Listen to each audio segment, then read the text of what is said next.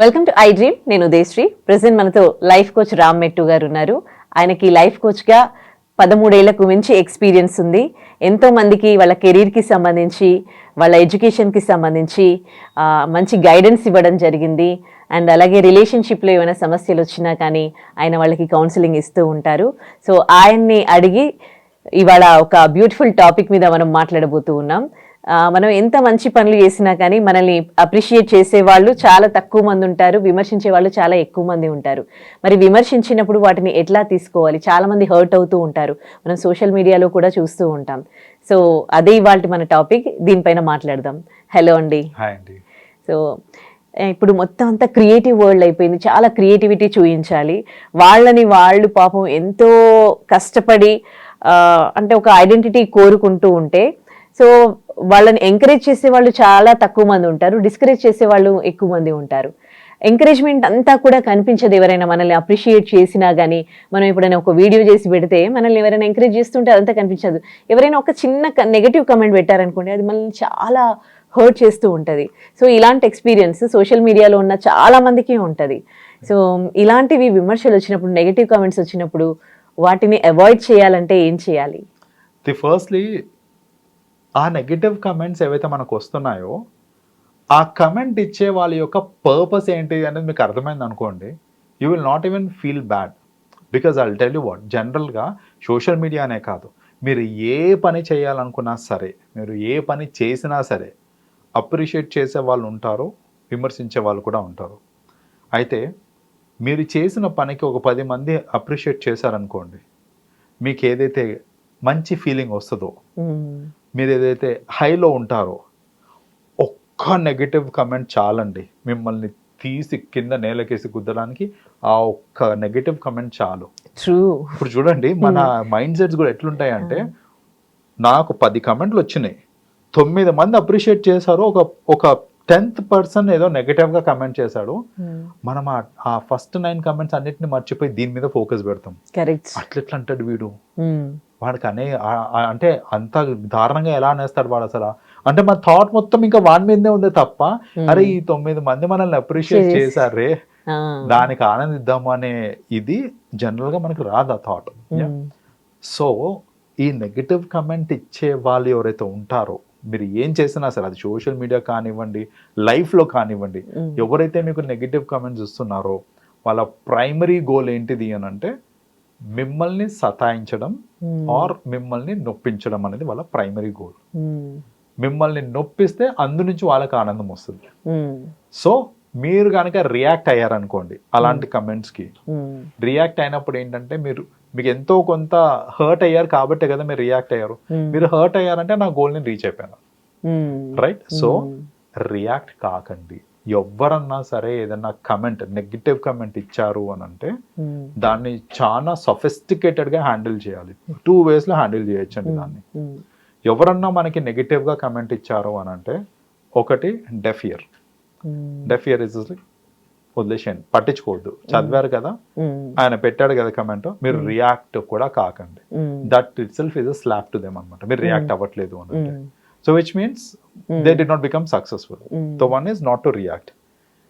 Second thing is, అలా ఎవరన్నా comment ఇచ్చారనుకోండి, మీరు వాళ్ళకి ఒక రివర్స్ పంచ్ ఇచ్చే స్కోప్ ఉంది అని అనుకోండి, మీ కమెంట్ తోటి లేకపోతే మీ రిప్లై తోటి ఇవ్వండి.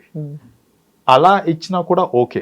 అంటే ఏంటంటే వాళ్ళకి తెలియజేసేటట్టు, వాళ్ళు ఇచ్చిన కమెంట్ తప్పు అని వాళ్ళకి తెలియజేసేటట్టు ఒక వెరీ డిప్లొమాటిక్ వేలో, రియాక్ట్ అవ్వద్దు అంటే అది మరీ హార్ష్ గా ఉండొద్దు.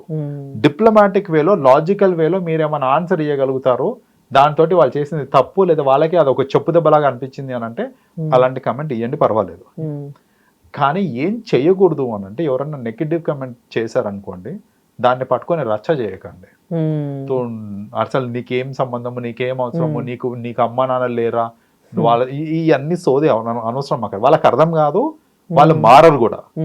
మీరు బీపీ తెచ్చుకొని టైప్ చేసినంత సేపు మీ బీపీ రేజ్ చేసుకొని ఇవన్నీ అవుతాయి తప్ప వాళ్ళకి ఎటువంటి ఫరక్ పడదు. కాబట్టి బెస్ట్ థింగ్ ఏంటంటే, మీ సోల్ని మీరు సాటిస్ఫై చేసుకోవాలంటే అలా ఏదైనా లాజికల్ కమెంట్ ఇవ్వగలుగుతారో, లాజికల్ ఆన్సర్ ఇవ్వగలుగుతారంటే ఇవ్వండి. లేదు నాకు లాజికల్ కమెంట్ ఇవ్వడము రాదు అని అంటే స్ట్రెస్ తీసుకోకండి, సింపుల్ గా ఒక డెఫ్ ఇయర్, లీవ్ ఇట్. మైండ్ నుంచి తీసేయాలంటే ఎట్లా? మైండ్లోకి ఎక్కించద్దు ఫస్ట్ ఆఫ్ ఆల్. మీరు మైండ్లోకి తీసేయాలంటే ఎట్లా అని అంటే మైండ్కి ఎక్కియద్దు అసలు అట్లాంటివి. చాలా మంది ఏంటంటే పని పాట లేని వాళ్ళండి ఇట్లాంటి కమెంట్స్ ఇచ్చే నెగటివ్ కమెంట్స్, అది సోషల్ మీడియాలో కానివ్వండి ఎక్కడైనా కానివ్వండి, ఏం పని లేకుండా ఏం చేయాలో అర్థం కాక ఇలాంటి పనులు చేసుకుంటా కూర్చుంటారు. మీరు నిజంగా చూడండి మీ సోషల్ మీడియా వీడియోస్ లో కానివ్వండి ఎక్కడైనా కానివ్వండి, ఇన్అప్రాప్రియేట్ గా కమెంట్ చేసే వాళ్ళు ఎవరన్నా సరే well educated, highly talented, full professional వాళ్ళు ఉంటారా అని అంటే you rarely get to see them. అందరు ఏంటంటే ఇంకా ఫేక్ ఐడీస్ తో ఉంటారు, మోస్ట్లీ ఫేక్ వాళ్ళ ఐడి కూడా ఉండదు, జస్ట్ ఏం పని లేకుండా ఖాళీగా ఇంట్లో కూర్చొని వీడియోలు చూసుకుంటా కూర్చొని ఉంటారు చూడండి, అలాంటి బాపతే ఎక్కువ ఉంటారు ఇట్లా నెగటివ్ కమెంట్స్ ఇచ్చే దాంట్లో. వాళ్ళని పట్టించుకునే అవసరం కూడా లేదు, అనవసరంగా నెత్తికి ఎక్కించుకోవద్దని అంటున్నాను నేను. ఎందుకంటే ద మూమెంట్ యూ యునో ఆ నెగటివ్ కమెంట్స్ నెత్తికి ఎక్కినాయి అని అంటే take it for granted, you will lose your peace. మనం చేసే పని మీద మనకు ఫోకస్ ఉండదు.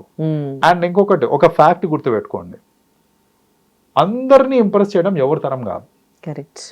ఇప్పుడు లోకంలో ఉన్న అందరినీ ఇంప్రెస్ చేయాలంటే అది ఎవరి తరం కాదు. అది నేను చేసే పని నాకు నచ్చుతుందా, దానివల్ల మెజారిటీ ఆఫ్ ది పీపుల్ ని నేను మెప్పగలుగుతున్నాను, మెజారిటీ చాలు, మాక్సిమం అవసరం లేదు, అందరినీ అవసరం లేదు అక్కడ, right? So significant number of people నేను చేసే దాని వల్ల నన్ను అప్రిషియేట్ చేస్తున్నారు అని అంటే well and good, be happy. ఆ ఒక మైనర్ పర్సంటేజ్ ఉంటారు చూడండి, ఎవరైతే మీరు ఎంత బాగా చేసినా ఏం చేసినా కూడా కమెంట్ చేస్తూ ఉంటారు కదా, అలాని పట్టించుకోవద్దు అసలు. Having this fact in mind that మీరు అందరినీ సాటిస్ఫై చేయలేరు, సో ఇది ఒక segment which I cannot satisfy, చేయాల్సిన అవసరం కూడా లేదు. రైట్, నైస్ సజెషన్ అండి. చాలా మందికి మీరు కౌన్సిలింగ్ ఇస్తూ ఉంటారు, ఏమైనా ప్రాబ్లమ్స్ వచ్చినప్పుడు గైడెన్స్ ఇస్తూ ఉంటారు.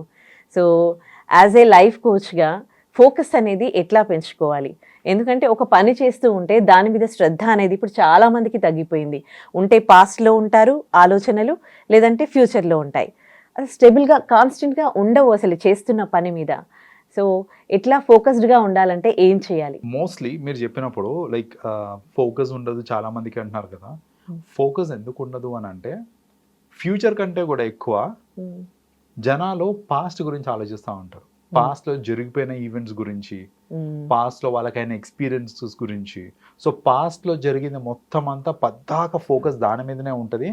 పాస్ట్ నుంచి బయటికి రాలేక అందులోనే ఉండి యూనో నలిగిపోయి అలా చాలా మంది ఏంటంటే they don't focus on the present and they don't focus on the future as well. So most people have this problem అండి. వాళ్ళందరికీ నేను ఒక చిన్న ఉదాహరణ లైక్ కైండ్ ఆఫ్ ఎగ్జాంపుల్ తోటి ఐ విల్ టెల్ దెమ్ మన వ్యూ అనేది ఎలా ఉండాలి, డే టు డే లైఫ్లో మన వ్యూ ఎట్లా ఉండాలని చెప్తాను నేను. ఇప్పుడు చూడండి, మనం ఒక కార్ నడిపేటప్పుడు లైక్ మీరు కార్లో కూర్చొని ఉన్నప్పుడు మీకు మీ వ్యూ ముందుకుంటుంది, లైక్ విండ్ స్క్రీన్ ఒకటి ఉంటుంది మనకి. సో ఈ విండ్ స్క్రీన్ ఏదైతే ఉందో that is showing you the future. మీరు కార్ నడిపినంత సేపు ఆ ఫ్యూచర్ని దృష్టిలో పెట్టుకుంటూ ముందుకెళ్తా ఉన్నారు అని అంటే సేఫ్. అప్పుడప్పుడు వెనకాల ఏమవుతుందో చూసుకోవడానికి చిన్నగా రేర్ వ్యూ మిర్రర్ ఉంటుంది మనకి, అది ఇంత చిన్నగా ఉంటుంది అంతే, ఇక్కడ సమ్ హియర్. సో బేసిక్గా పాస్ట్లో నువ్వు ఫ్యూచర్లో ఎంతసేపు చూడాలి అంటే ఎంతసేపు చూడాలి ఫ్యూచర్లో. పాస్ట్ రిఫరెన్సింగ్ ఈజ్ ఇంపార్టెంట్, ఎందుకంటే పాస్ట్లో మనకి జరిగిన ఈవెంట్స్ కానివ్వండి ఇవన్నిటి నుంచి కూడా మనకి వాల్యుబుల్ లెర్నింగ్స్ ఉంటాయి. కాబట్టి అప్పుడప్పుడు ఇట్లా వెనక్కి చూడటం అనేది ఇంపార్టెంట్. కారణం ఎప్పుడు మధ్య చూస్తుంటాం కదా వెనక్కి. So that is nothing but your looking at the past, like what ever is behind you. So అది రిఫరెన్సింగ్ మాత్రమే, అప్పుడప్పుడు మాత్రమే చూసేది కాబట్టి ఇంత చిన్నగా ఉంది. ఫ్యూచర్ చూసేది ఇంత పెద్దగా ఉంది మనకి. సో అది ఈ car is the best example అండి. దీన్ని రిఫరెన్స్గా తీసుకొని on a daily basis me focus మొత్తం ఫ్యూచర్ మీద పెట్టుకొని పాస్ట్ రిఫరెన్సింగ్ చూసుకుంటూ మీరు ముందుకెళ్ళారు అని అంటే కనుక you will be the most successful person. అలా కాకుండా నేను ఇంకా పద్దాక రేర్ వ్యూ మిర్రర్లో చూసుకుంటూ బండి నడిపాను అనుకోండి, I'm going to crash, right? So my life is going to crash. That is where a lot of people miss out. వాళ్ళు ఏంటంటే పద్దాక ఆ పాస్ట్ మీద ఫోకస్ చేసుకుంటూ ఆ ఫ్యూచర్ మీద ఫోకస్ లూజ్ అయిపోయి ఆర్ ముందు వచ్చేది చూసుకోకుండా వెనక అయిపోయిన దాన్ని చూసుకుంటూ నేను ముందుకు వెళ్తూ ఉన్నాను అనుకోండి, నన్ను సమ్వేర్ ఇన్ బిట్వీన్ ఖచ్చితంగా I will meet with an accident Hmm. And that will be irreversible damage in my life, Hmm. Right? ఈ కార్ని రిఫరెన్సింగ్గా తీసుకొని మనం డైలీ చూసుకుంటే కూడా Hmm. ఇన్ అ డే నా ప్రెజెంట్ ఏంటి, నేను ఇప్పుడు ఏం చేస్తున్నాను, నా ఫ్యూచర్ ఏంటి, ఆ ఫ్యూచర్కి తగ్గట్టు నేను ప్రెజెంట్ యాక్షన్స్ చాలా ఇంపార్టెంట్. ముందు యూ టర్న్ వస్తుంది or you know I have to take a left turn, so I'm preparing myself now for that left turn, Hmm. Right? సో అలా మీరు ఏంటంటే ఫ్యూచర్ని దృష్టిలో పెట్టుకొని కరెంట్ యాక్షన్స్ని ప్రిపేర్ అవుతా ఉన్నారనుకోండి, Hmm. You will be going on the right track. Hmm. So ఈ అనాలజీని తీసుకొని జనాలు కూడా అంతే, పాస్ని మార్చచ్చా అండి మనం అంటే మార్చలేము. మార్చలేము. ఎందుకు మరి అన్నిసార్లు రిఫరెన్సింగ్ తీసుకొని Hmm. కరెంట్ ఉన్న టైంని వేస్ట్ చేసుకుంటూ బాధపడుకుంటూ ఆ జరిగిపోయిన ఈవెంట్స్ని మళ్ళీ మళ్ళీ గుర్తు తెచ్చుకుంటూ Hmm. In the whole process you are not living your present life. Hmm. So మీరు ప్రజెంట్ని రూయిన్ చేస్తున్నారు, పాస్ట్ని దృష్టిలో పెట్టుకొని ప్రజెంట్ అండ్ ఫ్యూచర్ రూయిన్ చేసుకుంటున్నారు మీరు. Hmm. సో ఇది ఒకటి అర్థం చేసుకోవాలండి.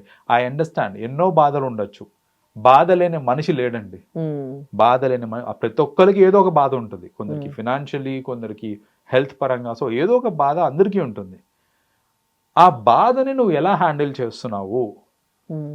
అండ్ అది హ్యాండిల్ చేసుకుంటూ నువ్వు ఎలా ప్రోగ్రెస్ అవుతున్నావు, that defines you as a person, Hmm. That gives you the success. Hmm. So ఇప్పుడు most successful people in the life ఎవరైతే ఉన్నారో వాళ్ళందరూ బాధలు పడలేదంటే పడ్డారు. Hmm. It's all about how they handled it. Hmm. So అది అర్థం చేసుకొని మనం కూడా ఏంటంటే ఫోకస్ చేయండి, మీరు మీ ఫ్యూచర్ మీద ఫోకస్ చేయండి, దాన్ని దృష్టిలో పెట్టుకొని మీ ప్రజెంట్ యాక్షన్స్ మీద ఫోకస్ చేయండి. Hmm. పాస్ట్ని రిఫరెన్స్ లాగా మాత్రమే తీసుకోండి, Hmm. అప్పుడు ఖచ్చితంగా మీరు సక్సెస్ఫుల్ అవుతారు. Hmm. ఇది కాకుండా ఇంకా నేను పాస్ట్లోనే ఉంటాను అని అంటే దట్ నెవర్ హెల్ప్స్ అనమాట. ఓకే, ఇంకా పాస్ట్లో ఏదైనా ఫెయిల్యూర్స్ ఉన్నాయనుకోండి, ఆ ఊరికే మనకి అంటే గుర్తు రావడం, మనం అంతవరకు అంటే ఎంత సక్సెస్ అయ్యి ఈ సిచ్యువేషన్లో ఉన్నాం, ఈ పొజిషన్లో ఉన్నాం, అదంతా మర్చిపోయి పాస్ట్లో ఏమైనా ఫెయిల్యూర్స్ ఉంటే అది గుర్తొచ్చి కొంచెం ఫీల్ అవుతూ ఉంటాం కదా. అది కూడా మళ్ళీ నెక్స్ట్ ఇంకేమైనా టార్గెట్స్ ఉన్నా రీచ్ అవ్వాలంటే రీచ్ అవ్వలేం కదా ఎంతసేపు ఫెయిల్యూర్స్ని గుర్తుపెట్టుకుంటే. దట్స్ వాట్ మనకి అంటే మనుషులకి ఏంటంటే మంచి కంటే చెడు ఎక్కువ గుర్తుంటుంది. ఇప్పుడు వాళ్ళ లైఫ్లో జరిగిందే కానివ్వండి, అదర్వైజ్ కూడా కానివ్వండి, ఇప్పుడు మీరు 10 మంచి పనులు చేశారు, ఒక్క చెడ్డ పని వేశారనుకోండి, ఆ ఒక్క చెడ్డ పని చాలు మీ ఇజ్జత్ మొత్తం తీయనికి, ఆ ఒక్క చెడ్డ పని చాలు మనకి. నువ్వు ఎన్ని మంచి పనులు చేసినావు అనేది ఎవరు మాట్లాడరు, right? Negativity also propagates in the same way. So ఇప్పుడు నేను ఒక రెస్టారెంట్కి వెళ్ళాను, మంచి ఫుడ్ పెట్టాడు, ఐఎమ్ వెరీ సాటిస్ఫైడ్. నేను బాగా సాటిస్ఫైడ్ అయితే మేబీ నేను వానికి మంచి రేటింగ్ ఇస్తాను, లేకపోతే ఇవ్వను, that is still you know my choice. కానీ వాడు కనుక మంచి సర్వీస్ ఇవ్వలేదు అని అంటే I will make sure to give negative rating and tell 10 others that అటు పోకు అనేసి, రైట్? సో జనరల్లీ ఏంటంటే హ్యూమన్ టెండెన్సీ ఆ నెగిటివ్ వైపే ఎక్కువ వెళ్తూ ఉంటుంది, దాన్నే ఎక్కువ పట్టించుకుంటాం మనం. బట్ అలా చేసినప్పుడు ఏమవుతుంది అని అంటే you get surrounded by lot of negativity and progress ఆగిపోతుంది మనది. అలా కాకుండా ఫోకస్ ఆన్ పాజిటివ్స్ అండి. Negative should teach you good lessons అంతే. లైక్ మీ జరిగిన పాస్ట్ ఫెయిల్యూర్స్ ఏవైతే ఉన్నాయో it should teach you good lessons and it should stand as a good reminder, అంతేగాని it should not stand as a negative reminder. దానివల్ల మన mind పాడవుతుంది, అది ఆలోచించడం వల్ల నా మూడు మైండ్ అన్ని పోతున్నాయి అని అంటే don't even think about it. Right, thank you so much for your valuable suggestions అండి. వెల్కమ్ అండి.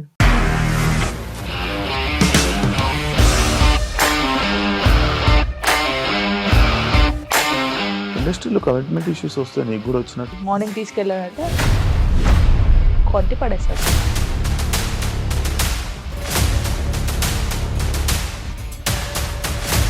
ఒక్కళ్ళు కూడా చూడలేదు ఈ సినిమా అని చెప్పడానికి కూడా చాలా ధైర్యం కావాలి. అది నిజం కదా, దాంట్లో ధైర్యం ఏంటి? ఇది నెక్స్ట్ డే ప్లేట్ మార్చేస్తే తప్పు కదా. As of now we are comfortable this అని నేను అనుకుంటున్నాను. రష్మిక గారిది మీది ఒకే ఊరంట కదా.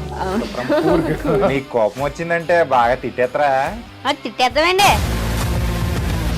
నిజంగా గేమ్ ని ఎలా చేంజ్ చేయగలిగారు? ఏపీఎస్ఎఫ్సి వాళ్ళకి 6 నెలల్లో నేను 6 లక్షలు కట్టా. బిజినెస్ చేయాలనుకుంటే it is as difficult as riding a tiger.